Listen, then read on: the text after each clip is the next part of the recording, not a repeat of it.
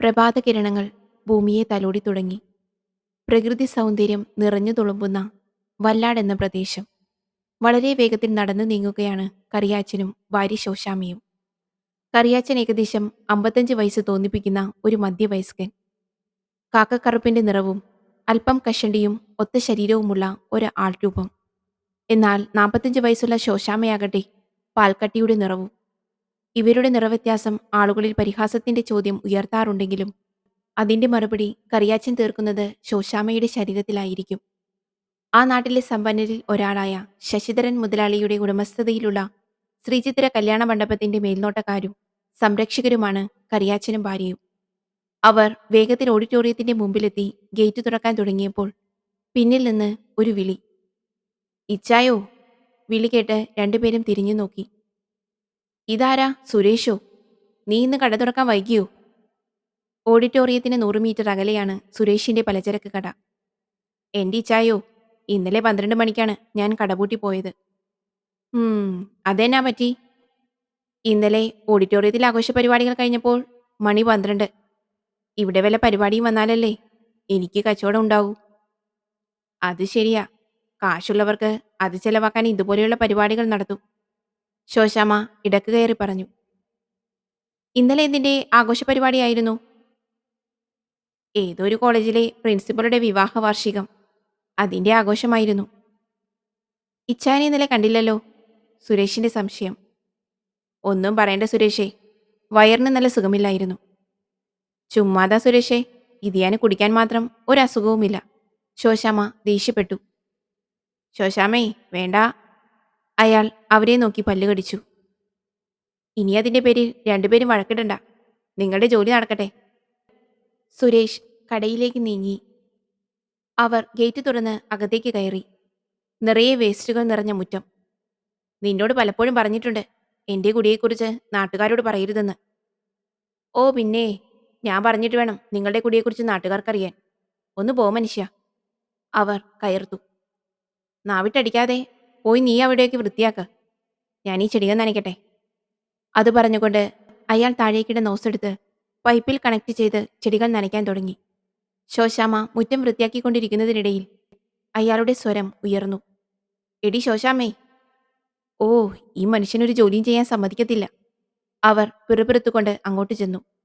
എന്നാ മനുഷ്യ ഇങ്ങനെ വിളിച്ചു പോകുന്നത്? എടി, പൈപ്പിൽ വെള്ളം വരുന്നില്ല. നീ പോയി ആ മോട്ടറടിച്ചേ. ഇതിനാണോ കിടന്നലറുന്നത്? തന്നെത്താൻ അടിച്ചൂടെ? അവർ ദേഷ്യപ്പെട്ടുകൊണ്ട് മോട്ടറിടാൻ ഓഡിറ്റോറിയത്തിന് പിറകിലേക്ക് പോയി.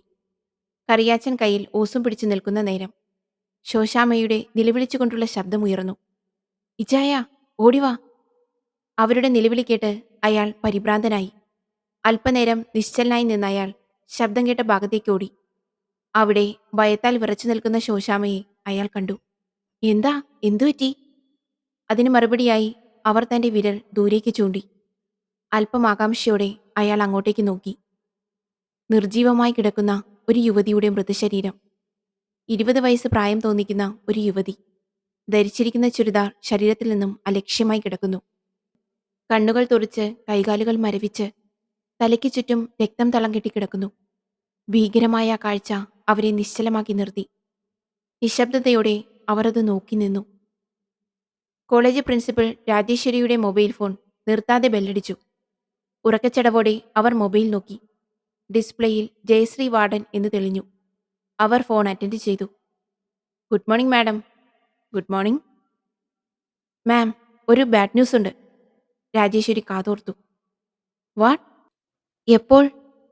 വാർത്ത കേട്ട് അതുവരെ അവരുടെ മുഖത്തുണ്ടായ അലസത നീങ്ങി. ഞെട്ടലിന്റെ നിഴൽപ്പാടുകൾ മുഖത്ത് പ്രകടമായി. ഞങ്ങൾ ഇപ്പോൾ തന്നെ എത്താം. ഓക്കെ. അവർ ഫോൺ കട്ടാക്കി. അല്പനേരം ചിന്താകുലയായി ഇരുന്നു. പിന്നീട് തൊട്ടപ്പുറം തുടങ്ങുന്ന അവരുടെ ഭർത്താവിനെ കുലുക്കി വിളിച്ചു. വിജയേട്ടാ, വിജയേട്ടാ. 45 വയസ്സ് തോന്നിപ്പിക്കുന്ന ഒരു മധ്യവയസ്കൻ ഉറക്കക്ഷീണം മാറാതെ വിരിപ്പ് മാറ്റി അവരെ നോക്കി. ക്രിസ്തുരാജ കോളേജിലെ ഫിലോസഫി ഡിപ്പാർട്ട്മെന്റിലെ ഹെഡ് കൂടിയാണ് വിജയകൃഷ്ണൻ. എന്താ രാജി, ഇന്ന് അവധിയല്ലേ, കുറച്ചുകൂടി ഉറങ്ങട്ടെ? അതല്ല വിജയേട്ടാ, വാർഡനാണിപ്പോൾ വിളിച്ചത്. ഒരു ബാഡ് ന്യൂസ് പറയാൻ. ബാഡ് ന്യൂസോ? അയാൾ വിരിപ്പ് മാറ്റി എഴുന്നേറ്റിരുന്നു. യെസ്, ഇന്നലെ നമ്മുടെ ഫംഗ്ഷൻ നടന്ന ഓഡിറ്റോറിയത്തിൽ ഒരു ഡെഡ് ബോഡി. എന്ത്? ഡെഡ് ബോഡിയോ? ആരുടെ? ഒരു ഞെട്ടലോടെ അയാൾ ചോദിച്ചു. അറിയില്ല. നമ്മുടെ കോളേജിലെ കുട്ടിയുടേതാണ് എന്നാണ് അവർ പറഞ്ഞത്. ഏതായാലും നമുക്ക് അവിടെ വരെ ഒന്ന് പോയി നോക്കാം. വാ. അവർ ബെഡിൽ നിന്നെഴുന്നേറ്റു. ഓഡിറ്റോറിയത്തിന്റെ മുൻവശം ആളുകളെയും പത്രക്കാരെയും കൊണ്ടു നിറഞ്ഞു. അവരെ നിയന്ത്രിക്കാൻ പോലീസ് നന്നായി പരിശ്രമിക്കുന്നുണ്ടായിരുന്നു. ഞങ്ങൾക്ക് അകത്തേക്ക് പോകണം, കൂട്ടത്തിൽ ഒരു പത്രപ്രവർത്തകൻ പറഞ്ഞു. ഇപ്പോ കടത്തിവിടാൻ പറ്റില്ല. അതെന്താ സാറേ? ആരെയും അകത്തേക്ക് കടത്തിവിടരുതെന്ന് അസിസ്റ്റന്റ് കമ്മീഷണറുടെ പ്രത്യേക ഓർഡറുണ്ട്. മാഡം പറയാതെ ഞങ്ങൾക്കാരെയും അകത്തേക്ക് കയറ്റിവിടാൻ പറ്റത്തില്ല. SI ശ്യാം ഗോപൻ പറഞ്ഞു. മാഡം വരുന്നുണ്ട്. എല്ലാവരും ഒന്ന് മാറി നിൽക്കൂ. കൂട്ടത്തിൽ ഒരു പോലീസുകാരൻ വിളിച്ചു പറഞ്ഞു. നീല സൈറൻ മുഴക്കി ഒരു ഇന്നോവ കാർ അവിടെ ചീറിപ്പാഞ്ഞെത്തി. 35 വയസ്സ് പ്രായം തോന്നിക്കുന്ന ഒരു കൂളിംഗ് ഗ്ലാസ് വെച്ച യുവതി കാറിൽ നിന്നിറങ്ങി. ചുറ്റിലുമുള്ള പോലീസുകാർ അവരെ സല്യൂട്ട് ചെയ്തു. നീതിയുടെ കാവലാളും കുറ്റവാളികളുടെ പേടിസ്വപ്നവുമായ അനഘ പ്രസാദ് IPS. കാറിന്റെ ഡോർ തുറന്ന് അസിസ്റ്റന്റ് കമ്മീഷണർ അനഘ പ്രസാദ് മുന്നോട്ട് നടന്നു. കണ്ണിൽ നിന്നും കൂളിംഗ് ഗ്ലാസ് എടുത്തു മാറ്റി അവർ ഗേറ്റിന്റെ അടുത്തേക്ക് നീങ്ങി. പത്രക്കാർ ചോദ്യവർഷങ്ങൾ എയ്തു. ക്യാമറകൾ മിന്നൽ പ്രകാശം പരത്തി. മാഡം, ഈ കൊലപാതകത്തെപ്പറ്റി മാഡത്തിനെന്താ പറയാനുള്ളത്? കൂട്ടത്തിൽ ഒരു പത്രപ്രവർത്തകന്റെ ചോദ്യം. അനഘ അയാളെ ഒന്ന് നോക്കി. ഡെഡ് ബോഡി പോലും കാണാതെ ഞാനെന്ത് പറയാനാണ്? പോലീസ് ഞങ്ങളെ അകത്തേക്ക് കയറ്റിവിടാത്തത് എന്തുകൊണ്ടാണ് മാഡം? ഇൻക്വസ്റ്റ് കഴിയുന്നതുവരെ ആരെയും അകത്തേക്ക് കയറ്റിവിടാൻ പറ്റില്ല. അത് കഴിയുന്നവരെ നിങ്ങൾ ക്ഷമിച്ചേ പറ്റൂ. ശ്യാം, കമോൺ. അനഘ ഉറച്ച മനസ്സോടെ മുന്നോട്ട് നീങ്ങി. ഗേറ്റ് കടന്ന് ഓരോ കാലടികൾ വെക്കുമ്പോഴും മനസ്സിൽ നീതിയുടെ ശബ്ദങ്ങൾ ഉയർന്നു. ശ്യാം, ബോഡി തിരിച്ചറിഞ്ഞോ? നടക്കുന്നതിനിടയിൽ അനഘ ചോദിച്ചു. Yes madam. ക്രിസ്തുരാജ കോളേജിലെ സ്റ്റുഡൻ്റാണ്, മിത്ര വാസുദേവൻ. ക്രിസ്തുരാജ കോളേജിലെ സ്റ്റുഡൻ്റ് എങ്ങനെയാ ഇവിടെ? വല്ല കുത്തിക്കെട്ട് കേസാണോടോ? അനഘയിൽ നിന്ന് സംശയദൃഷ്ടികൾ ഉയർന്നു. അതറിയില്ല മാഡം. ഇന്നലെ ആ കോളേജിലെ ഒരു ഫംഗ്ഷൻ ഇവിടെ നടന്നിരുന്നു. ചിലപ്പോൾ അതിൽ പങ്കെടുക്കാൻ വന്നതായിരിക്കും. ബന്ധുക്കളെ വിവരം അറിയിച്ചോ? Yes madam. അവർ ബോഡിക്കരികിലെത്തി. ഫോറൻസിക് വിദഗ്ധർ പരിശോധനയിലായിരുന്നു. അനഘയെ കണ്ട മറ്റു പോലീസുകാർ സല്യൂട്ട് ചെയ്തു. മാഡം, ഈ മാല ബോഡിക്കരികിൽ നിന്ന് കിട്ടിയതാ. അനഘ വെളുത്ത കർച്ചീഫിൽ ആ മാല വാങ്ങി പരിശോധിച്ചു. അതിന്റെ ലോക്കറ്റിൽ S എന്ന അക്ഷരം ഉണ്ടായിരുന്നു. ഇത് മിത്രയുടെ മാലയാണോ എന്ന് ഉറപ്പുവരുത്തണം. അതവർ SI ശ്യാമിന് കൈമാറി. ശരി മാഡം. അനഘയുടെ കണ്ണുകൾ ഓഡിറ്റോറിയത്തിന് ചുറ്റും പരതി.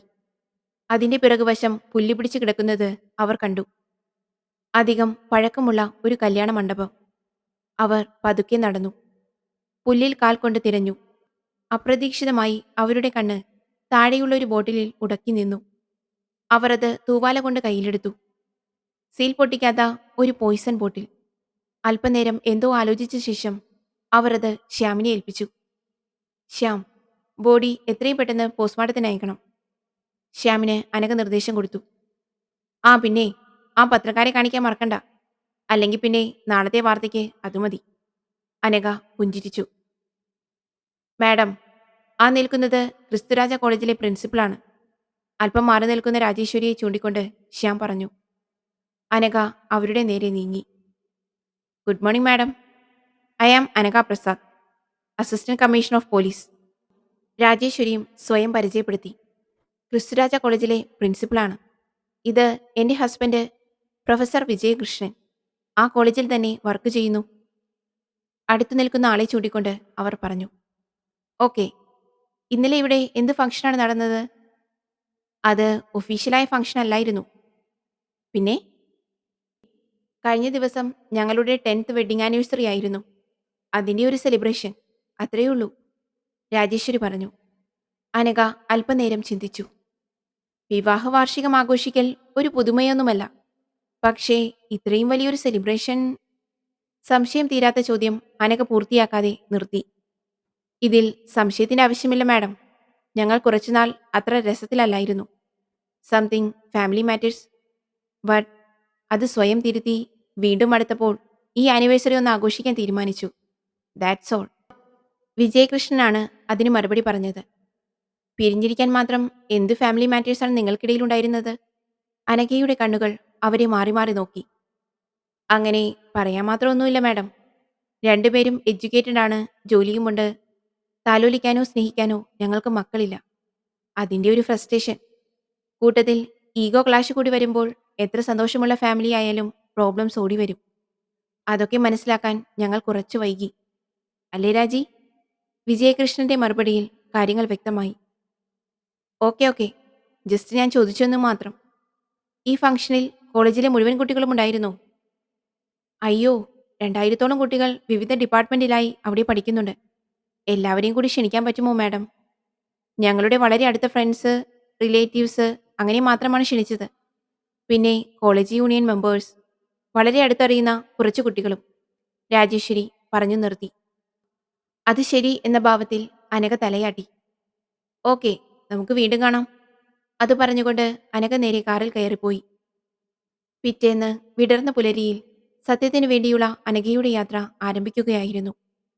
ഓഫീസിൽ നിന്ന് അവർ കാറിൽ കയറാൻ തുടങ്ങുമ്പോൾ മാഡം എന്നൊരു വിളി. അനഘ തിരിഞ്ഞു നോക്കുമ്പോൾ സല്യൂട്ട് ചെയ്ത് നിൽക്കുന്ന ഒരു സുമുഖനായ യുവാവ്. Hello Ashiq. Good morning madam. Good morning. ആഷിഖിനെ കൂടി ഈ അന്വേഷണത്തിൽ ഉൾപ്പെടുത്താൻ ഞാൻ ഐ ജിയോട് പറഞ്ഞിട്ടുണ്ടായിരുന്നു. സാറിനെ വിളിച്ചിരുന്നു മാഡം. Very good. ശ്യാമിന് ആളെ മനസ്സിലായില്ലേ? ഡിവൈഎസ്പി ആഷിഖ് പൊന്നൂസ്. എനിക്കറിയാം മാഡം, ഞാൻ കേട്ടിട്ടുണ്ട്.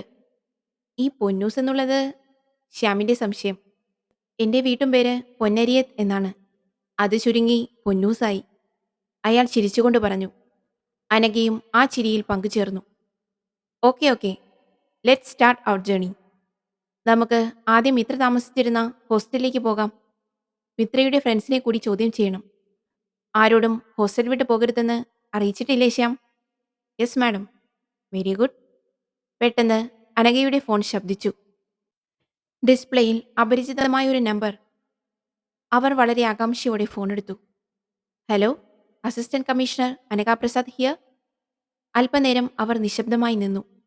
അവരുടെ മുഖഭാവങ്ങൾ ആശ്ചര്യത്തിന് വഴിമാറി. ഞെട്ടലിന്റെ വാക്കുകൾ അവരിൽ ഉയർന്നു. വാട്ട്? സത്യമാണോ? It's unbelievable. ശരി, അവരോട് എന്നെ വന്ന് കാണാൻ പറയൂ. അനഘ അല്പനേരം ചിന്താകുലയായി നിന്നു.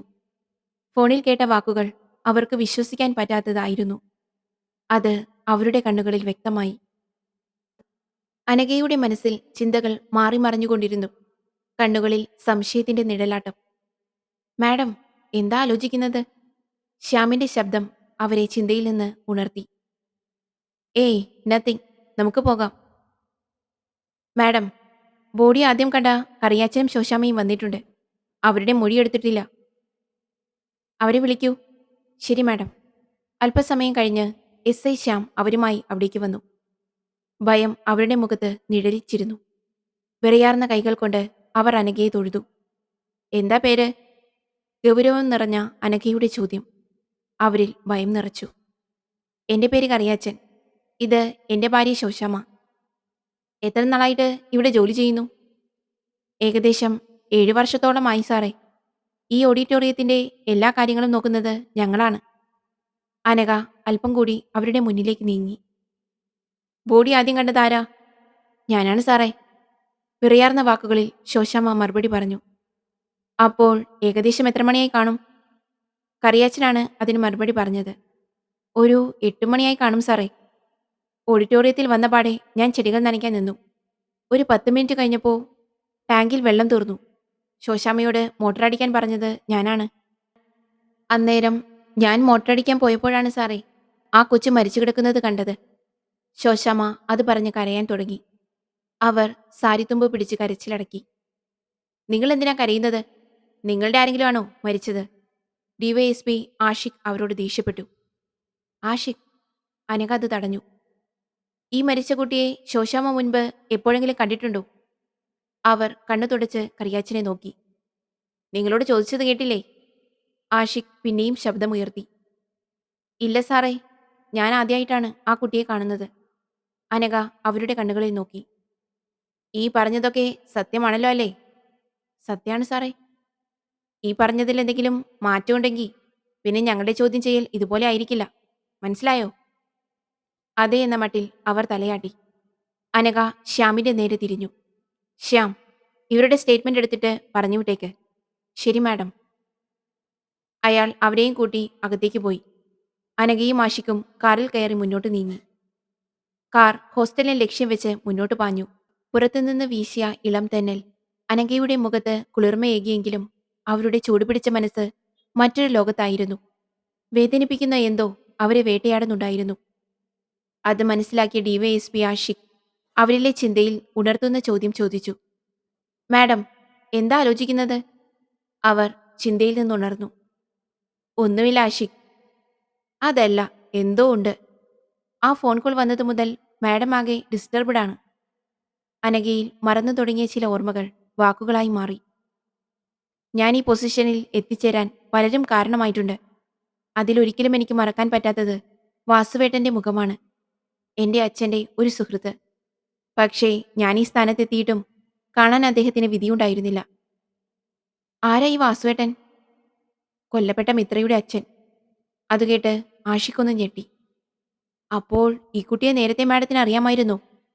മിത്രയെ ഞാൻ ചെറുപ്പത്തിലേ കണ്ടിട്ടുള്ളതാണ്. വലുതായിട്ട് ഞാൻ കണ്ടിട്ടില്ല. ഇപ്പോൾ അച്ഛൻ ഫോൺ ചെയ്ത് പറഞ്ഞപ്പോഴാണ് ഞാൻ വിവരം അറിയുന്നത്. എന്നെ കാണാൻ വാസുവേട്ടന്റെ ബന്ധുക്കൾ വരുന്നുണ്ടെന്ന്. അവർ വീണ്ടും നിശബ്ദതയിലാണ്ടു. നമുക്ക് വേണ്ടപ്പെട്ടവർക്ക് ആപത്ത് സംഭവിക്കുമ്പോഴാണ് വേദനയുടെ ആഴവും വലിപ്പവും നമ്മൾ അറിയുന്നത്.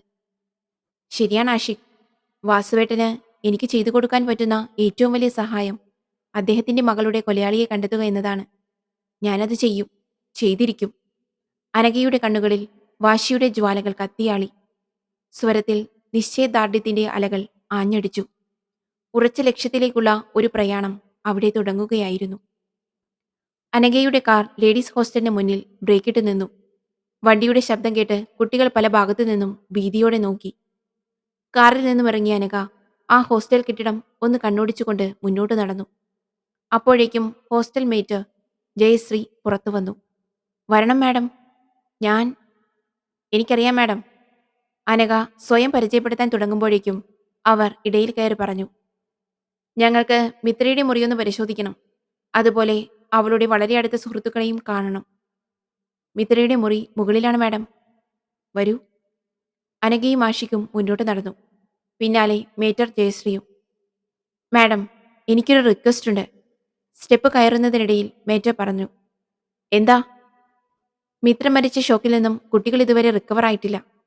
ഈ സമയത്ത് അവരെ ചോദ്യം ചെയ്ത് കൂടുതൽ മെന്റൽ പ്രഷർ കൊടുക്കരുത്. നടക്കുന്നതിനിടയിൽ അനഘ അവരെ നോക്കി. അതൊക്കെ ഞങ്ങൾ നോക്കിക്കോളാം. മേറ്റർ മുറി കാണിച്ചു തന്നാ മതി. അനഘയുടെ ദേഷ്യം കലർന്ന വാക്കുകൾ കേട്ട് പിന്നെ അവർ ശബ്ദിച്ചില്ല. അവർ ഒരു മുറിയുടെ മുന്നിലെത്തി. അടഞ്ഞുകിടക്കുന്ന മുറി മുട്ടാൻ അനഘ മേറ്ററിനോട് ആംഗ്യം കാണിച്ചു. അവർ വാതിലിൽ മുട്ടി. അല്പം കഴിഞ്ഞ് മുറിയുടെ വാതിൽ ഒരു പെൺകുട്ടി തുറന്നു. അനഘ അകത്തേക്ക് കടന്നു. അവിടെ അവർ ഒന്ന് കണ്ണോടിച്ചു. മുഖത്ത് ദുഃഖം വഹിച്ച രണ്ട് പെൺകുട്ടികൾ, 3 കട്ടിലുകൾ, ചിതറിക്കിടക്കുന്ന വസ്ത്രങ്ങളും പുസ്തകങ്ങളും, അടഞ്ഞുകിടക്കുന്ന ജനലുകളും. അനഘയെ കണ്ട് അവർ എഴുന്നേറ്റ് നിന്നു. ഈ മുറി പരിശോധിക്കൂ. സംശയമായി എന്ത് കിട്ടിയാലും അത് കളക്ട് ചെയ്യണം. കൂടെയുള്ളവർ ആ മുറി പരിശോധിക്കാൻ തുടങ്ങി. അനഘ ആ പെൺകുട്ടികളുടെ അടുത്തേക്ക് വന്നു. അവരെ ഒന്ന് നോക്കിയതിനു ശേഷം ചോദിച്ചു. നിങ്ങളാണോ മിത്രയുടെ അടുത്ത സുഹൃത്തുക്കൾ? അതെ മാഡം. കൂട്ടത്തിൽ ഒരാൾ വേദനയോടെ പറഞ്ഞു. എന്താ പേര്? ഷാഹിന. ഇയാളുടെ പേരെന്താ? ജെനി. അനഘ അവരെ ഒന്നുകൂടി അവരെ നോക്കി. ഷാഹിന, ജെനി, മിത്ര.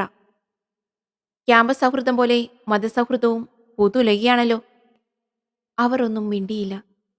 താമസം ഒരുമിച്ച്, ഉറങ്ങുന്നത് ഒരുമിച്ച്, ഉണ്ണുന്നതും ഒരുമിച്ച്. ഇത്രയും ഇണപിരിയാത്ത കിളികളായിരുന്നിട്ടും എന്തേ മരണത്തിൽ മാത്രം കൂട്ടുകാരി തനിച്ചായി പോയി? അനഘയുടെ ചോദ്യവർഷങ്ങൾ അവരെ കരയിപ്പിച്ചു. ഞങ്ങൾക്കൊന്നും അറിയില്ല മാഡം. അവർ കരയാൻ തുടങ്ങി. അങ്ങനെയൊന്നും അറിയാതിരിക്കില്ലല്ലോ. നിങ്ങൾ ഫംഗ്ഷന് പോയിരുന്നില്ലേ? പോയിരുന്നു മാഡം. ഞങ്ങൾ 3 പേരും ഒരുമിച്ചാണ് പോയത്. എന്നിട്ട് വളരെ വൈകിയാണ് ഞങ്ങൾ ഓഡിറ്റോറിയത്തിലെത്തിയത്. ഗേറ്റിൽ അവിനാശ് അവളെ കാത്തു നിൽക്കുന്നുണ്ടായിരുന്നു. അവിനാശ്? അതാരാ? അനഘയുടെ സംശയം നിറഞ്ഞ ചോദ്യം. കോളേജിൽ ഞങ്ങളുടെ സീനിയറാണ്. ഷാഹിനിയാണ് അതിന് മറുപടി പറഞ്ഞത്. അവനും മിത്രയും തമ്മിൽ എന്താ ബന്ധം? അവനും മിത്രയെ ഇഷ്ടമായിരുന്നു. പലതവണ അതവൻ നേരിട്ട് പറഞ്ഞിട്ടുണ്ട്. പക്ഷേ മിത്രയ്ക്ക് അവനെ ഇഷ്ടമല്ലായിരുന്നു. അവസാനം പ്രിൻസിപ്പലിനോട് കംപ്ലൈന്റ് ചെയ്യുമെന്ന് അവൾ പറഞ്ഞു. ജിനി പറഞ്ഞു നിർത്തി. എന്നിട്ട് പ്രിൻസിപ്പലിനോട് കംപ്ലൈന്റ് ചെയ്തോ? ഇല്ല മാഡം. ഞങ്ങളത് അവളോട് പറഞ്ഞപ്പോൾ അവൾ പറഞ്ഞത് അവനെക്കൊണ്ട് മറ്റുപദ്രവമില്ലല്ലോ എന്നാണ്. അനഘ മേശപ്പുറത്തിരിക്കുന്ന പുസ്തകം മറിച്ചു നോക്കി. അവിനാശ് എന്തിനാ മിത്രയെ കാത്തുനിന്നത്? അറിയില്ല മാഡം. ഞങ്ങളെ മാറ്റി നിർത്തിയിട്ടാണ് അവർ തമ്മിൽ സംസാരിച്ചത്. അന്നെന്താ സംഭവിച്ചത്? വിശദമായൊന്ന് പറയാമോ? പറയാം മാഡം. ഞങ്ങൾ മൂന്നുപേരും ഓട്ടോയിൽ വന്നിറങ്ങി അകത്തേക്ക് നടക്കുമ്പോൾ ഷാഹിന കാര്യങ്ങൾ ഓർത്തെടുക്കാൻ ശ്രമിച്ചു. മിത്ര വിളിക്കേട്ട് മൂന്നുപേരും തിരിഞ്ഞു നോക്കി. അവിനാശ് ആയിരുന്നു അത്. അവനെ കണ്ടപ്പോൾ അവർ തിരിഞ്ഞു നടക്കാൻ ശ്രമിച്ചു. മിത്ര പ്ലീസ്, എനിക്കല്പം സംസാരിക്കാനുണ്ട്. അവൻ മിത്രയുടെ മുന്നിൽ നിന്നുകൊണ്ട് പറഞ്ഞു. നിനക്കെന്താ പറയാനുള്ളതെന്ന് എനിക്കറിയാം. അതിനുള്ള മറുപടി ഞാൻ പണ്ടേ പറഞ്ഞിട്ടുള്ളതാണ്. വഴിയിൽ നിന്ന് മാറി നിൽക്കൂ. മിത്ര, കുറച്ചു സമയം പ്ലീസ്. അവൻ വീണ്ടും കെഞ്ചി. അവിനാശ്, ഇതുവരെയുള്ള നിന്റെ ശല്യത്തെക്കുറിച്ച് ഞാൻ പ്രിൻസിപ്പലിനോട് കംപ്ലൈന്റ് ചെയ്തിട്ടില്ല. പക്ഷേ ഇനിയും നീ എന്നെ ഡിസ്റ്റർബ് ചെയ്താൽ എനിക്കിത് കംപ്ലൈന്റ് ചെയ്യേണ്ടി വരും. അവൾ ദേഷ്യപ്പെട്ടു. എനിക്കറിയാം ഞാൻ മിത്രയെ ഒരുപാട് ശല്യം ചെയ്യുന്നുണ്ടെന്ന്. പക്ഷെ അവസാനമായി എനിക്ക് പറയാനുള്ളത് മിത്ര കേൾക്കണം. അത് കഴിഞ്ഞാൽ ഒരിക്കലും ഞാൻ നിന്നെ ശല്യം ചെയ്യാൻ വരില്ല. ഉറപ്പ്. തന്നോട് പറഞ്ഞാൽ മനസ്സിലാവില്ലേ? ആളുകൾ നോക്കുന്നത് കണ്ടില്ലേ? ജിനിയാണ് അത് പറഞ്ഞത്. വേണ്ട ജിനി, ഇനി അവൻ ശല്യം ചെയ്യില്ല എന്നല്ലേ പറഞ്ഞത്? നിങ്ങൾ നടന്നു, ഞാൻ വരാം. മിത്ര, നിനക്ക് വട്ടുണ്ടോ? ഷാഹിന ദേഷ്യപ്പെട്ടു. ഇല്ല ഷാഹിന, നീ ചെല്ല്. അവർ തിരിഞ്ഞു നോക്കിക്കൊണ്ട് മുന്നോട്ട് നടന്നു. അകത്തേക്ക് കയറിപ്പോയി. നമുക്കല്പം മാറി നിന്ന് സംസാരിക്കാം. ഓഡിറ്റോറിയത്തിനകലെ ബൾബ് കൊണ്ട് അലങ്കരിച്ച മരച്ചുവട്ടിലേക്ക് അവൻ നീങ്ങി. കാര്യമറിയാതെ അവളും അവന്റെ പിന്നാലെ നടന്നു. ഷാഹിനിയുടെ വിശദീകരണം അനക്കയിൽ പുതിയ ചിന്തകൾക്ക് വഴിയൊരുക്കി. ഗൗരവം നിറഞ്ഞ മുഖഭാവങ്ങളിൽ ആ ചിന്തകൾ ഉണർന്നു. അവിനാശ് മിത്രയെ വിളിച്ചുകൊണ്ട് പോയതിനു ശേഷം നിങ്ങൾ അവളെ കണ്ടില്ലേ? കണ്ടു മാഡം. ആ മറുപടി അനഘ തീരെ പ്രതീക്ഷിച്ചില്ല. അത് അവരുടെ വാക്കുകളിൽ പ്രകടമായി. എപ്പോൾ? ഏകദേശം ഒരു 10-15 മിനിറ്റ് കഴിഞ്ഞപ്പോൾ അവൾ ഞങ്ങളുടെ അടുത്തേക്ക് വന്നു. അവൾ വലിയ സന്തോഷത്തിലായിരുന്നു. ഷാഹിന ആ കാര്യങ്ങൾ വീണ്ടും ഓർത്തെടുക്കാൻ ശ്രമിച്ചു. ഓഡിറ്റോറിയത്തിൽ ആളുകളുടെ തിരക്ക് വർദ്ധിച്ചു വന്നു. പലരും ആഹ്ലാദത്തിലാണ്. ചിലർ തമാശകൾ പറഞ്ഞു പൊട്ടിച്ചിരിക്കുന്നു. മറ്റു ചിലർ വിവാഹ വാർഷികത്തിലെ പ്രധാന കഥാപാത്രങ്ങളായ രാജേശ്വരിയും വിജയകൃഷ്ണനെയും അഭിനന്ദനങ്ങൾ കൊണ്ടും സമ്മാനങ്ങൾ കൊണ്ടും അനുമോദിക്കുന്നു. ഷാഹിനിയും ജെനിയും സംസാരിച്ചു കൊണ്ടിരിക്കുമ്പോഴാണ് മിത്ര അങ്ങോട്ട് വന്നത്. പതിവിന് വിപരീതമായി സന്തോഷം അവളുടെ മുഖത്ത് പ്രകാശം പരത്തി. നീ വന്നോ? എന്നതാ ആ വായ്നോക്കി പറഞ്ഞത്? ജെനി ദേഷ്യപ്പെട്ടു.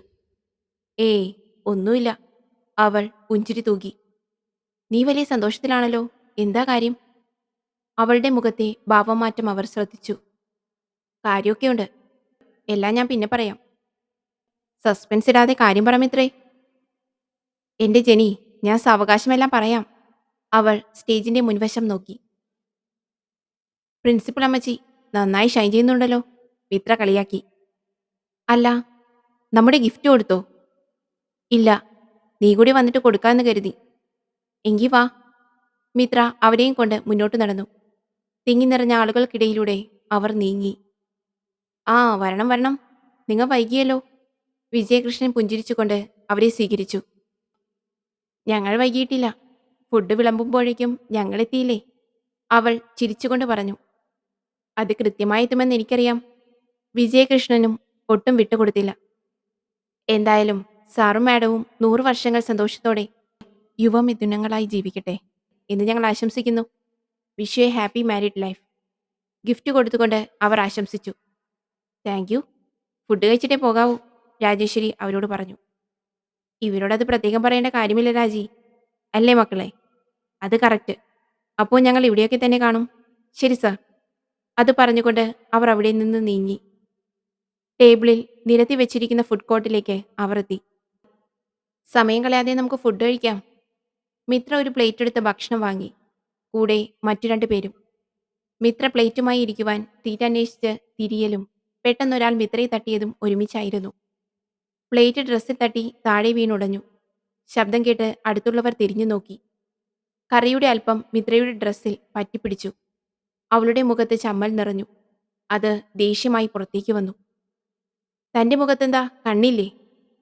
അയ്യോ സോറി, ഞാൻ കണ്ടില്ല. അയാളുടെ ക്ഷമാപണം നിറഞ്ഞ വാക്കുകൾ. എന്ത് സോറി, കണ്ടില്ലേ? ഫുഡ് മുഴുവൻ അവളുടെ ഡ്രസ്സിലായി. ജെനി ഇടയ്ക്ക് കയറി പറഞ്ഞു.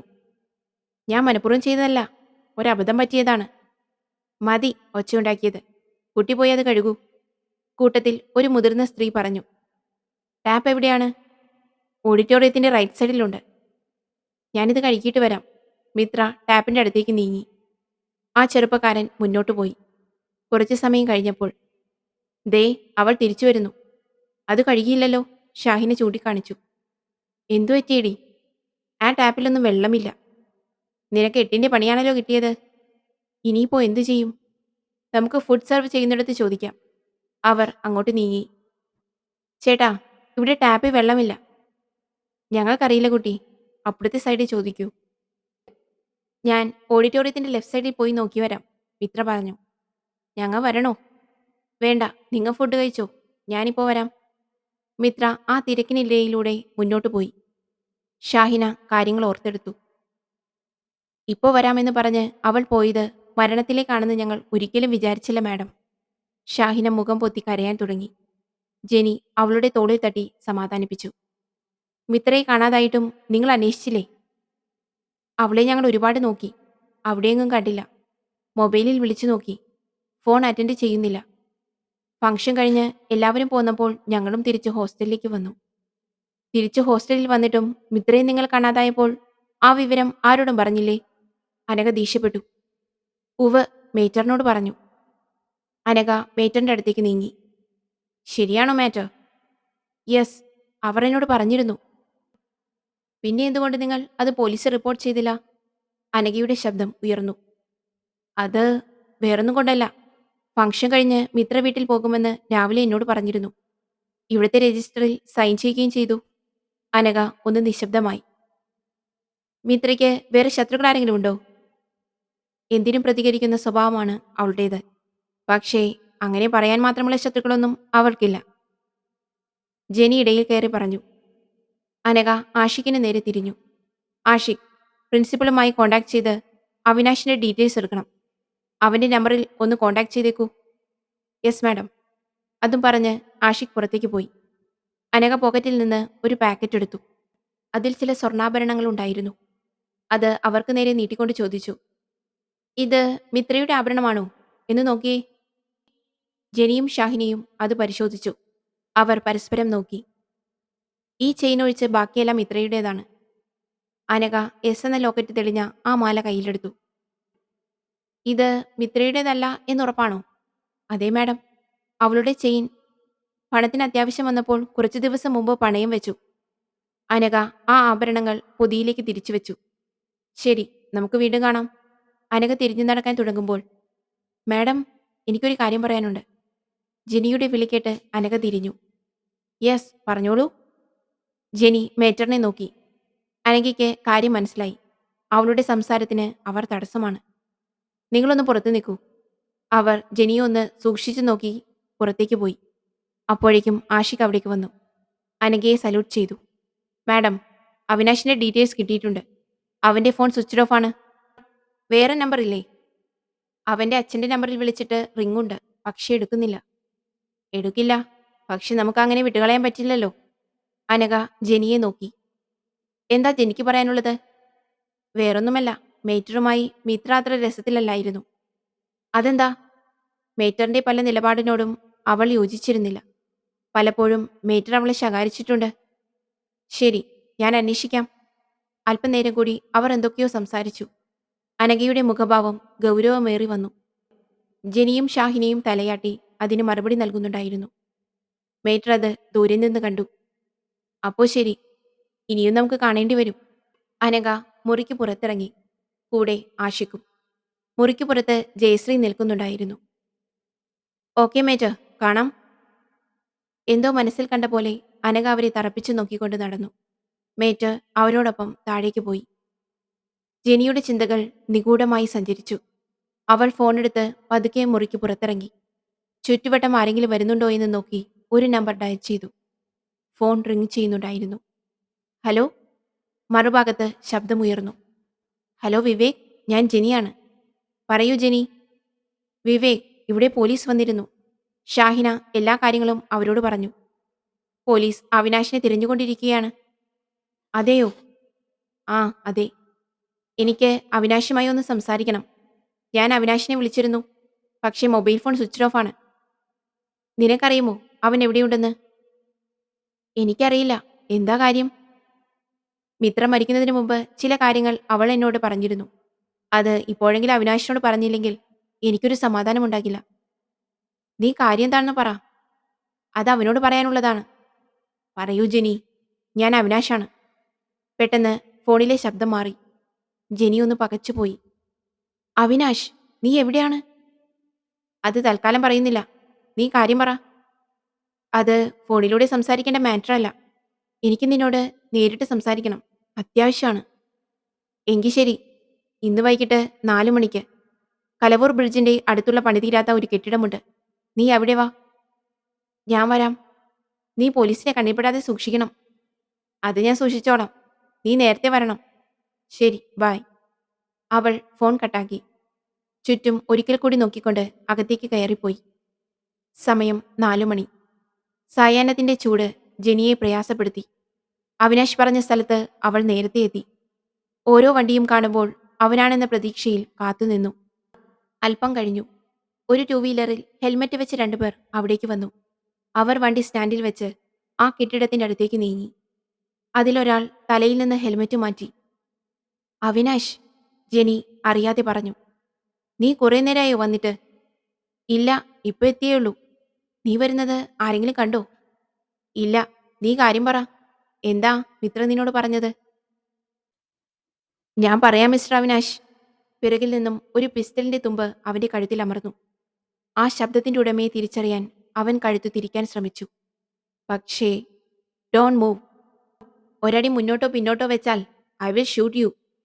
മരണമുഴക്കം തോക്കിൻ തുമ്പിലായപ്പോൾ അവൻ വല്ലാതെ ഭയപ്പെട്ടു.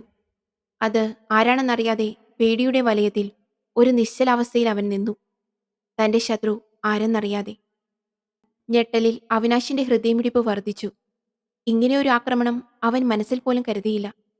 എങ്കിലും ആരായിരിക്കും വളരെ വിദഗ്ധമായി തന്നെ കുടുക്കിയത്? അവന്റെ ചിന്താമണ്ഡലങ്ങളിൽ അസ്വസ്ഥത പടർന്നു കയറി. തീരെ പ്രതീക്ഷിച്ചില്ലല്ലേ? തോക്കു ചൂണ്ടിയ ആ രൂപം അവന്റെ കൺമുമ്പിലേക്ക് കടന്നു വന്നു. പോലീസുകാരിയുടെ വേഷമഴിച്ചു വെച്ച് ഒരു സാധാരണക്കാരിയുടെ രൂപത്തിൽ അനഘ അവന്റെ മുമ്പിൽ പ്രത്യക്ഷപ്പെട്ടു. അവിനാശിന്റെ ഭീതി വർദ്ധിച്ചു വന്നു. നീ എന്താ കരുതിയത്? പോലീസുകാരെല്ലാം വെറും ഉണ്ടാക്കന്മാരാണെന്നോ? അച്ഛനും മകനും മൊബൈലും സ്വിച്ച് ഓഫ് ആക്കി വീടും പൂട്ടിപ്പോയാൽ ഞങ്ങൾ കണ്ടുപിടിക്കില്ല എന്ന് കരുതിയോ റാസ്കൽ? അവന്റെ മുഖത്ത് ദയനീയത തെളിഞ്ഞു. ഞാനൊരു തെറ്റും ചെയ്തിട്ടില്ല. അവന്റെ ദയനീയമായ സ്വരം ഉയർന്നു. തെറ്റു ചെയ്തോ ഇല്ലയോ എന്ന് നമുക്ക് സ്റ്റേഷനിൽ പോയിട്ട് തീരുമാനിക്കാം. മോനിപ്പോ വണ്ടിയിലോട്ട് കയറ്. അവൻ എന്തെങ്കിലും പറയും മുമ്പേ അനഘ അവന്റെ ഷർട്ടിൽ കുത്തിപ്പിടിച്ച് ആഞ്ഞൊരു തള്ളൽ. Take him. കൂടെയുള്ള പോലീസുകാർ അവനെ പിടിച്ച് ജീപ്പിൽ വലിച്ചിട്ടു. അനഘ പതുക്കെ ജെനിയുടെ അടുത്തേക്ക് നീങ്ങി. തിളങ്ങുന്ന അവളുടെ മുഖത്ത് നോക്കി ഒരു നിമിഷം പുഞ്ചിരിച്ചു. Thank you Jenny. Thank you very much. ഇവനെ പോലെയുള്ളവരെ കൊടുക്കാൻ ചിലപ്പോൾ നിങ്ങളെപ്പോലെയുള്ളവരുടെ സഹായം ഞങ്ങൾക്ക് അത്യാവശ്യമായി വരും. അതുകൊണ്ടാണ് ഇങ്ങനെയൊരു നാടകത്തിന് ഞാൻ ജെനിയുടെ സഹായം തേടിയത്. അവളൊന്ന് പുഞ്ചിരിച്ചു. പ്രിയ കൂട്ടുകാരിയുടെ ഓർമ്മകൾ അവളിൽ ഉണർന്നു. അവൾക്കു വേണ്ടി ഞാനിത്രയെങ്കിലും ചെയ്യേണ്ടതല്ലേ മാഡം? ഇതെന്റെ കടമയാണ്. അവളുടെ കൊലയാളി ആരെന്ന് എനിക്കും അറിയണം. നേറിയ ഓർമ്മകൾ അവളുടെ കണ്ണുകളിൽ നിന്ന് കണ്ണീർ പൊടിയാൻ കാരണമായി. സൗഹൃദത്തിന്റെ ആഴവും തീവ്രതയും അറിയുന്നത് അത് നമ്മിൽ നിന്ന് നഷ്ടമാകുമ്പോഴാണ്. ഉപയോഗിച്ചുകൊണ്ടിരിക്കുന്ന ഒരു വസ്തുവിന്റെ മൂല്യം നമ്മൾ തിരിച്ചറിയുന്നത് അത് പ്രവർത്തനരഹിതമാകുമ്പോഴാണ്. എന്നെപ്പോലെ. അനഘ അവളെ സമാധാനിപ്പിച്ചു. Don't be sad and take care. നമുക്ക് കാണാം. മാഡം. തിരിഞ്ഞു നടക്കാൻ ശ്രമിച്ചവർ ജെനിയുടെ വിളികേട്ട് തിരിഞ്ഞു. മിത്രയ്ക്ക് ശത്രുക്കളുണ്ടായിരുന്നോ എന്ന് മാഡം എന്ന് ഞങ്ങളോട് ചോദിച്ചില്ലേ? യെസ്. കുറച്ചു മാസങ്ങൾക്ക് മുമ്പ് ഒരാൾക്ക് അവളോട് ശത്രുത തോന്നാൻ കാരണമാകുന്ന ഒരു സംഭവം കോളേജിലുണ്ടായി. എന്താ അത്? ജെനി ആ സംഭവങ്ങൾ അവരോട് വിശദീകരിച്ചു. അവരെല്ലാം ശ്രദ്ധയോടെ കേട്ടുനിന്നു. ഓക്കെ, ഞാൻ അന്വേഷിക്കാം. സിയു ജെനി. അത് പറഞ്ഞുകൊണ്ട് അവർ വണ്ടിയുടെ അടുത്തേക്ക് നടന്നു. കാറിൽ കയറി മുന്നോട്ട് കുതിച്ചു. ഭീതി നിറഞ്ഞ ഒരു ഇരുട്ടുമുറി. മുകളിൽ തെളിഞ്ഞ ബൾബിന്റെ പ്രകാശം. ഭയാകുലനായി കസേരയിൽ ഇരിക്കുകയാണ് അവിനാശ്. ഇരുട്ടുമുറിയിൽ കുറ്റവാളികളെ ഇരുത്തുകയും മുകളിൽ ഒരു ബൾബ് ഫിറ്റ് ചെയ്യുന്നതും അവരുടെ ശരീരഭാഷ മനസ്സിലാക്കാനുള്ള പോലീസ് വിദ്യ. പോലീസ് അവന്റെ ശരീരചേഷ്ടകൾ നിരീക്ഷിക്കുന്നുണ്ടായിരുന്നു. ഒരു കാലൊച്ച അവന്റെ മുൻപിലേക്ക് അടുത്തു വന്നു. നേർത്ത വെളിച്ചത്തിലും അനഘയുടെ മുഖം അവന് തിരിച്ചറിയാൻ സാധിച്ചു. അവന്റെ അടുത്തെത്തിയ അവർ അടിമുടി അവനെയൊന്ന് നോക്കി. പരിഹാസപൂർവം അവൾ പറഞ്ഞു, അവിനാശ് വർമ്മ, കോടീശ്വരപുത്രൻ, സമ്പന്നതയുടെ മടിത്തട്ടിൽ ജനിച്ചു വളർന്നവൻ. അവൻ തല ഉയർത്തി അവരെ നോക്കി. നിശബ്ദമായിരുന്നു. അനഘ അവന്റെ കസേരയ്ക്ക് ചുറ്റും പതുക്കെ നടന്നുകൊണ്ട് പറഞ്ഞു, ഒരാളോട് പ്രണയം തോന്നലും അത് അവളെ അറിയിക്കലും സ്വാഭാവികം. പക്ഷേ അത് അംഗീകരിക്കാതെ വരുമ്പോൾ അവളെ ഈ ലോകത്തു നിന്ന് തന്നെ ഇല്ലാതാക്കുക എന്നത് പൈശാചികം. എങ്ങനെ തോന്നി നിനക്കവളെ കൊല്ലാൻ? ജ്വലിക്കുന്ന ഒരു നോട്ടം അനഘയിൽ നിന്നുണ്ടായി. Come on tell me. നോ, ഞാനല്ല അവളെ കൊന്നത്. എനിക്കൊന്നറിയില്ല. അവൻ വികാരഭരിതനായി. കൊല്ലാനല്ലെങ്കിൽ വളർത്താനാണോടാ നീ അവളെ വിളിച്ചുകൊണ്ടു പോയത്? ആഷിഖിന്റെ രോഷം ആളിക്കത്തി. കൈ ചുരുട്ടി അവന്റെ അടുത്തേക്ക് ചെന്നു. പക്ഷേ അനഘ അത് തടഞ്ഞു. ആഷിഖ് വേണ്ട, അവനെല്ലാം പറയും. അധികനേരം നുണ പറഞ്ഞു പിടിച്ചു നിൽക്കാനുള്ള കപ്പാസിറ്റിയൊന്നും നിനക്കില്ല അവിനാശ്. അനഘ അവന്റെ കണ്ണുകളിലേക്ക് നോക്കി. ഗൗരവം നിറഞ്ഞ ചോദ്യം അവളിൽ നിന്ന് ഉണർന്നു. ഫംഗ്ഷൻ നടന്ന രാത്രിയിൽ നീ മിത്രയെ കണ്ടിരുന്നോ? അവൻ വളരെ ദയനീയമായി ആ ചോദ്യത്തിന് മറുപടി പറഞ്ഞു. കണ്ടിരുന്നു. എന്നിട്ടെന്താണ് സംഭവിച്ചത്? പറയണം. നീ എന്താ അവളോട് സംസാരിച്ചത്? അല്പം നിശബ്ദനായ ശേഷം അവൻ തുടർന്നു. നിങ്ങൾ പറഞ്ഞത് ശരിയാണ്. ഞാൻ അവളെ ഒരുപാട് സ്നേഹിച്ചു. എന്റെ ജീവനേക്കാളേറെ. ഞങ്ങൾ ഒരുമിച്ച് ജീവിച്ചുകൊണ്ടുള്ള സ്വപ്നമായിരുന്നു എന്റെ മനസ്സിൽ. പക്ഷേ എന്റെ സ്നേഹം വളരെ വൈകിയാണ് അവൾ തിരിച്ചറിഞ്ഞത്. അന്ന് അവസാനമായി എന്റെ ഇഷ്ടം അവളെ അറിയിക്കാൻ വേണ്ടിയാണ് ഞാൻ അവളെ വിളിച്ചുകൊണ്ടുപോയത്. ആ രാത്രി. അവന്റെ ഓർമ്മകൾ എഴുന്നേറ്റു. വീണ്ടും ആ ദിവസത്തെ അവൻ മനസ്സിൽ കാണുകയായിരുന്നു. ചില ഓർമ്മകൾ മധുരമുള്ളതും ചില ഓർമ്മകൾ കൈപ്പുള്ളതുമായാൽ കൈപ്പുള്ള ഓർമ്മകൾ തിരിച്ചോർത്തെടുക്കാൻ മനുഷ്യനൊരു പ്രയാസവുമില്ല. അത്തരം ചില ഓർമ്മകളിലൂടെ അവന്റെ മനസ്സും സഞ്ചരിച്ചു. അലങ്കരിച്ച വൃക്ഷച്ചുവട്ടിലേക്ക് അവർ നീങ്ങി. അതിൽ തൂങ്ങിക്കിടക്കുന്ന പ്രകാശിക്കുന്ന കളർ ബൾബുകൾ ഒരു പ്രണയസാഗരത്തിന് സാക്ഷിയായി നിന്നു. എന്താ നിനക്ക് പറയാനുള്ളത്? എന്തായാലും വേഗം വേണം. അവിനാശ് അവളുടെ കണ്ണിന്റെ മനോഹാരിത നോക്കി ആസ്വദിച്ചു. ഞാൻ ഒരുപാട് മിത്രയെ ശല്യം ചെയ്യുന്നുണ്ടെന്ന് എനിക്കറിയാം. ഇനി എന്റെ ശല്യം ഉണ്ടാകില്ല. കാരണം ഞാൻ അടുത്ത മാസം അമേരിക്കയ്ക്ക് പോകുകയാണ്. മിത്രയുടെ മുഖത്ത് ഒരു ഭാവമാറ്റം പ്രകടമായി. അവൾ തിരിച്ചൊന്നും ചോദിച്ചില്ല. അവൻ തുടർന്നു. പപ്പയുടെ പുതിയ ബിസിനസ് അവിടെ സ്റ്റാർട്ട് ചെയ്യുന്നുണ്ട്. അതും എന്റെ മേൽനോട്ടത്തിൽ. കുറേ നാളായി പപ്പ എന്നോടത് പറയുന്നു.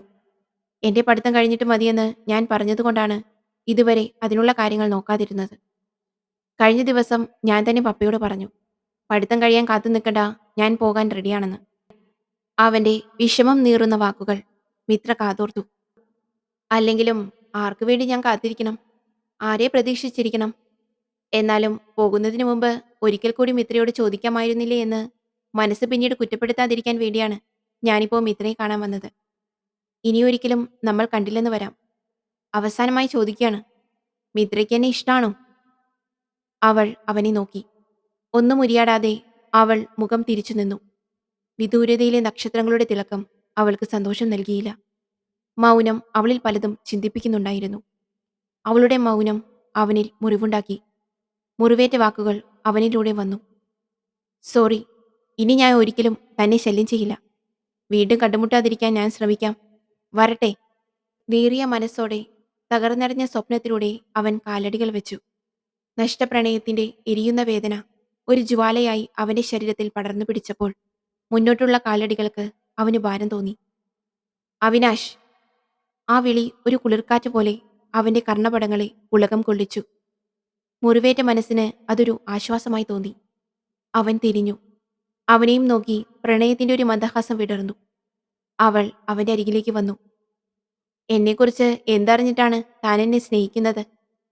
കുറേ ബാധ്യതകൾക്ക് നടുവിലാണ് എന്റെ ജീവിതം. ഒരു കുടുംബത്തിന്റെ പ്രതീക്ഷയാണ് ഞാൻ. സ്നേഹം മനസ്സിലുണ്ടായിട്ടും ഒന്ന് മനസ്സ് തുറന്ന് സ്നേഹിക്കാൻ പോലും കഴിയാത്തവൾ. നിന്നോടുള്ള സ്നേഹം പോലും ഞാൻ ഒളിപ്പിച്ചു വെക്കുകയായിരുന്നു. നിന്നെ സ്വന്തമാക്കാൻ മാത്രമുള്ള ഒരു യോഗ്യതയും എനിക്കില്ല അവിനാശ്. അവൾ തലകുനിച്ചു നിന്നു. വിഷമം മനസ്സിലൊതുക്കി. അവിനാശ് അവളുടെ അടുത്തേക്ക് നീങ്ങി. മിത്ര, തന്റെ എല്ലാ വിവരങ്ങളും എനിക്കറിയാം.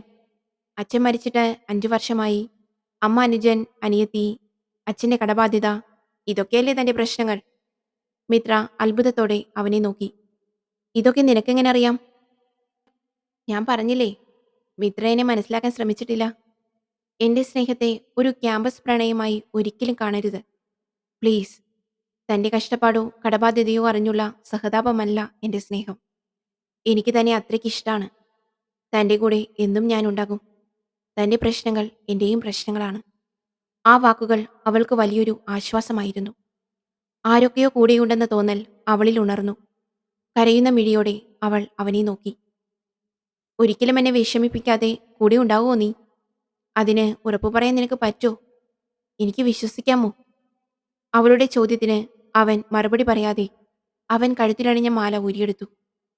ശ്രീദേവി എന്നായിരുന്നു എൻ്റെ അമ്മയുടെ പേര്. എന്നോട് ഒരുപാട് സ്നേഹമായിരുന്നു. പക്ഷേ ആ സ്നേഹം അനുഭവിക്കാൻ എനിക്ക് യോഗമുണ്ടായിരുന്നില്ല. അമ്മ മരിച്ചിട്ട് 7 വർഷത്തോളമായി. അമ്മയുടെ ഓർമ്മയ്ക്ക് ഞാൻ സൂക്ഷിക്കുന്ന നിധിയാണ് ഈ മാല.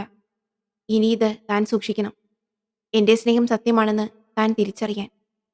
ആ മാല അവളുടെ നേരെ നീട്ടി. യെസ് എന്ന അക്ഷരം അതിന്റെ ലോക്കറ്റിൽ തിളങ്ങി നിന്നു. അയ്യോ, ഇതൊന്നും വേണ്ട. എനിക്ക് വിശ്വാസമാണ് നിന്നെ. അവളത് വാങ്ങാൻ കൂട്ടാക്കിയില്ല. പക്ഷേ അവൻ അവളുടെ കയ്യിൽ പിടിച്ചു. പ്രണയത്തിന്റെ ആദ്യ സ്പർശം അവരിൽ സ്നേഹത്തിന്റെ വിത്ത് പാകി. വികാരം സിരകളിൽ പാഞ്ഞു മനസ്സിനെ മത്തുപിടിപ്പിച്ചു. അത് അവൻ നിർബന്ധിച്ച് അവളുടെ കയ്യിൽ വെച്ചുകൊടുത്തു. ഇത് താൻ വാങ്ങിയേ പറ്റൂ. ഇത് തന്റെ കഴുത്തിൽ അണിഞ്ഞു കാണണം. താൻ എന്റെ മാത്രമാണെന്ന് എന്റെ മനസ്സിനെ വിശ്വസിപ്പിക്കാൻ വേണ്ടി. പിന്നെ അവൾ എതിർത്തില്ല. ചെറു പുഞ്ചിരി സമ്മാനിച്ച് അവളത് വാങ്ങി. കഴുത്തിലണിഞ്ഞു. അത് അവളിൽ നാണമുണ്ടാക്കി. പ്രണയത്തിന്റെ വെള്ളരിപ്രാവുകൾ അവർക്ക് ചുറ്റും വട്ടമിട്ട് പറക്കുന്നത് പോലെ തോന്നി. അവരുടെ കണ്ണുകൾ തമ്മിൽ കഥ പറയാൻ തുടങ്ങി.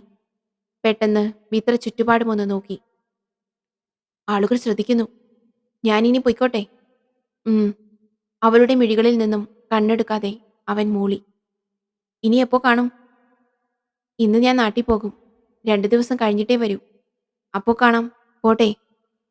അവൾ യാത്ര പറഞ്ഞ് തിരിഞ്ഞു നടന്നു. ഇടയ്ക്കിടെ അവൾ അവനെ തിരിഞ്ഞു നോക്കുന്നുണ്ടായിരുന്നു. നഷ്ടപ്പെട്ടുവെന്ന് കരുതിയ പ്രണയം തിരിച്ചു നേടിയതിലുള്ള ആനന്ദം അവന്റെ മനസ്സിൽ പുതുമഴയായി പെയ്തു. ജീവിതത്തിൽ ഒരുപാട് സന്തോഷിച്ച ദിവസമായിരുന്നു അന്ന്. പക്ഷേ അതിന് അല്പായുസ് മാത്രമേ ഉണ്ടായിരുന്നുള്ളൂ എന്ന് എനിക്കപ്പോൾ അറിയില്ലായിരുന്നു. എന്നെ തനിച്ചാക്കി അവൾ പോയി. മുഖം പൊത്തി ഒരു കുഞ്ഞിനെ പോലെ അവൻ പൊട്ടിക്കരഞ്ഞു. അനഘയും ആഷിക്കും പരസ്പരം നോക്കി. കൊള്ളാം, നന്നായിരിക്കുന്നു. ഈ കള്ളക്കഥ നിന്റെ ബുദ്ധിയോ അതോ അച്ഛന്റെ ബുദ്ധിയോ? രണ്ടായാലും വിശ്വസിക്കാൻ ഞങ്ങൾക്ക് ബുദ്ധിമുട്ടാണ്. ആഷിഖിന്റെ വാക്കുകൾ കേട്ട് അവൻ തല ഉയർത്തി ആശ്ചര്യത്തോടെ നോക്കി. ആഷിഖ് അവന്റെ ഷർട്ടിൽ പിടിച്ചുകൊണ്ട് പറഞ്ഞു, സത്യം പറ, അന്ന് എന്താ സംഭവിച്ചത്? പറഞ്ഞില്ലെങ്കിൽ നീ ഇവിടെയിന്ന് ജീവനോടെ പുറത്തു പോകില്ല. ഞാൻ പറഞ്ഞത് സത്യമാണ്. ഞാനല്ല അവളെ കൊന്നത്. എനിക്കതിന് കഴിയില്ല. നീയല്ലെങ്കിൽ പിന്നെ എന്തിനാ പോലീസിനെ കാണാതെ മുങ്ങി നടന്നത്? അല്പനേരം ചിന്തിച്ച ശേഷം അവൻ തുടർന്നു. അത് പപ്പ പറഞ്ഞിട്ടാണ്. ഈ സംഭവമെല്ലാം ഞാൻ പപ്പയോട് പറഞ്ഞപ്പോൾ പപ്പയാണ് എന്നോട് കുറച്ചു ദിവസം മാറി നിൽക്കാൻ പറഞ്ഞത്. ആഷിഖിന്റെ ദേഷ്യം ഇരട്ടിച്ചു. അവൻ കൈ ഉയർത്തി അവനെ തല്ലാൻ ഒരുങ്ങി. ഛീ, കള്ളം പറയുന്നു. ആഷിഖ്, നോ. മാഡം, ഇവൻ പറയുന്നതൊക്കെ പച്ച കള്ളമാണ്. ഒരു 5 മിനിറ്റ് എനിക്ക് തന്നാ മതി. ഇവനെക്കൊണ്ട് സത്യം ഞാൻ പറയിപ്പിക്കാം. വേണ്ട, തൽക്കാലം ഇവൻ നമ്മുടെ കസ്റ്റഡിയിലിരിക്കട്ടെ. ബാക്കി പിന്നെ ആലോചിക്കാം. Come with me. അനഘ അവനെ തടഞ്ഞുകൊണ്ട് മുറിയിലേക്ക് പോയി. ആഷിഖ് ദേഷ്യത്താൽ അവനെ നോക്കി കണ്ണുരുട്ടി. എ സിയുടെ തണുപ്പിലും അനഘയുടെ ചിന്തകൾ ചൂടുപിടിച്ചു. ഓഫീസിലെ കസേരയിൽ വന്നിരുന്ന് അവർ ആലോചനയിൽ മുഴുകി. മാഡം, വേണ്ടെന്ന് പറഞ്ഞതുകൊണ്ടാണ്. അല്ലെങ്കിൽ അവനെ ഇടിച്ച് ഞാൻ സത്യം പറയിപ്പിച്ചേനെ. അനഘ ആഷിഖിനെ നോക്കി. അതുകൊണ്ടെന്താ കാര്യം? നമുക്ക് വേണ്ടത് യഥാർത്ഥ പ്രതിയെയാണ്, നിരപരാധിയല്ല. ആഷിഖ് അവിടെയുള്ള കസേരയിലിരുന്നു. അപ്പോൾ ഇവൻ നിരപരാധിയാണെന്നാണോ മാഡം പറയുന്നത്? കിട്ടിയ വിവരങ്ങൾ വെച്ച് നമുക്ക് അവൻ പറയുന്നത് വിശ്വസിക്കാനേ പറ്റൂ. മിത്രയുടെ കൂട്ടുകാരികൾ പറഞ്ഞത് ആഷിഖിന് ഓർമ്മയില്ലേ? അവിനാശിനെ കണ്ടുവന്നതിന് ശേഷം അവൾ ഹാപ്പിയായിരുന്നു എന്ന്. That means she love him. Ashiq പിന്നെയൊന്നും മിണ്ടിയില്ല. അനഘ തുടർന്നു. മിത്രയുടെ മൊബൈൽ മിസ്സിംഗ് ആണ്. അത് നമ്മൾ എത്രയും വേഗം കണ്ടെത്തണം. Yes madam. അതുപോലെ മിത്രയുടെ പോസ്റ്റ്മോർട്ടം റിപ്പോർട്ട് കിട്ടിയാൽ മാത്രമേ മരണകാരണം കൂടുതൽ വ്യക്തമായി അറിയാൻ കഴിയൂ. അതുകഴിഞ്ഞ് ചില കാര്യങ്ങൾ നമ്മൾ രഹസ്യമായി അന്വേഷിക്കേണ്ടതുണ്ട്. ആഷിഖ് എല്ലാം കേട്ടിരുന്നു. അനഘ കസേരയിൽ നിന്ന് എഴുന്നേറ്റു. ഓക്കെ ആഷിഖ്, ഞാൻ വീട് വരെ ഒന്ന് പോയിട്ട് വരാം. ജെനിയുടെ ഫോൺ വന്നപ്പോൾ ഉടനെ ചാടി പുറപ്പെട്ടതാ. ആഷിഖും എഴുന്നേറ്റു. Okay, C U tomorrow. അവൻ ശരിയെന്ന മട്ടിൽ തലയാട്ടി. അനഘ ഓഫീസിന് പുറത്തിറങ്ങി. അവരുടെ കാറിനെ ലക്ഷ്യം വെച്ച് മുന്നോട്ട് നീങ്ങി. ഡോർ തുറന്ന് അകത്ത് കയറിയ ശേഷം വണ്ടി സ്റ്റാർട്ട് ചെയ്യാൻ ശ്രമിച്ചപ്പോൾ അറിയാതെ അവരുടെ ദൃഷ്ടി സീറ്റിൽ കിടക്കുന്ന കുറച്ച് ചെമ്പകപ്പൂവിൽ പതിഞ്ഞു. പതുക്കെ അവർ അത് കയ്യിലെടുത്തു.